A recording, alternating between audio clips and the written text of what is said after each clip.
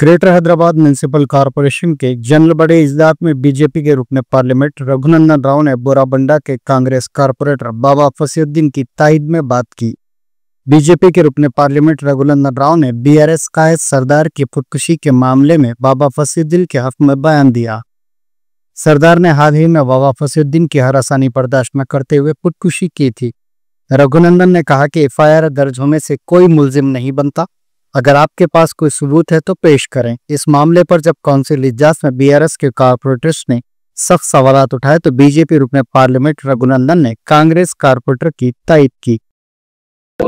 TRS కార్పొరేటర్లు చేసినటువంటి concern ఒక కార్పొరేటర్ గారి వల్ల ఒక నిండు ప్రాణం బలైనటువంటి ఆరోపణ ఏదైతే వచ్చిందో ఆ ఆరోపణ మీద రాష్ట్ర ప్రభుత్వం పోలీస్ యంత్రాంగం ఒక ఎఫ్ఐఆర్ నమోదు చేసింది। కార్పొరేటర్లు ఎప్పుడు అభ్యంతరం తెలియజేయాలంటే ఒకవేళ ఎఫ్ఐఆర్ నమోదు చేయకపోతే అధికారంలో ఉన్నటువంటి ప్రభుత్వం ఆ కార్పొరేటర్ ని కాపాడేటువంటి ప్రయత్నం చేస్తే మనం జెన్యూన్ గా ఆ కార్పొరేటర్ మీద చర్య తీసుకోవాలని డిమాండ్ చేయడంలో irrespective of the parties I support them.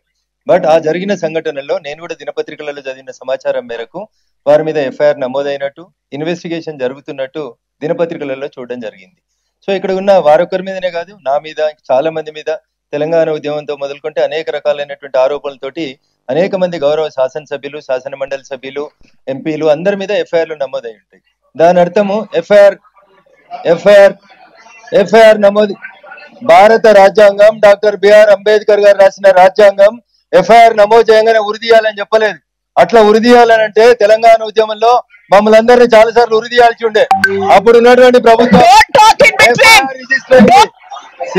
Mayor గారు ఎఫ్ఐఆర్ నమోదైంది, పోలీసులు దర్యాప్తు చేస్తున్నారు, let the investigation be completed. అది నేను మీ తరఫున మాట్లాడినా వారి తరఫున మాట్లాడినా ఎవరి తరఫున మాట్లాడినా బీయింగ్ అన్ అడ్వకేట్ ఎఫ్ఐఆర్ అయిన తర్వాత పోలీసులు వాళ్ళ పని వాళ్ళు చేస్తారు।